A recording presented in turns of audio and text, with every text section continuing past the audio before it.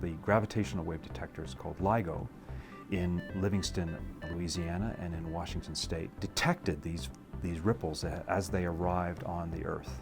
And these ripples passed through the detectors, and they were detected very cleanly and very simply by the LIGO detectors themselves, resulting in yet another detection of gravitational waves. This is the very first time that we've seen electromagnetic light from one of these gravitational wave mergers.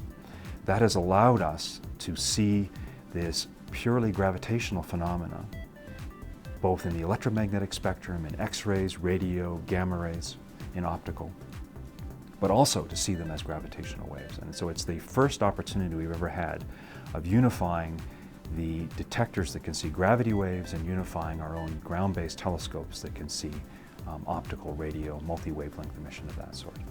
Our team used a telescope in New Mexico called the Very Large Array to peer at the location of the optical transient, which was thought to be the origin of the gravitational wave. About 15 days after the actual gravitational wave signal, we saw our first radio signal. So the future of this field is very bright.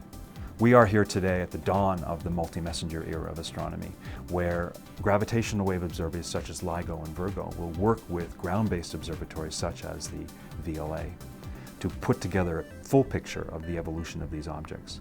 It's not enough just to detect your gravitational waves. Now we can begin to ask questions about what populations of objects are responsible for creating these gravitational waves.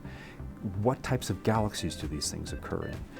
What time scales? What is the environment in which these things explode? So we can learn really detailed questions about the birth and evolution of black holes from the study of these events. LIGO and Virgo and other gravitational wave detectors are opening up this new window, and we will be able to potentially discover new things that we haven't thought about. And I'm looking forward to using a telescope like the VLA to follow up these new LIGO discoveries and to see what we find. The story of the radio is not over yet.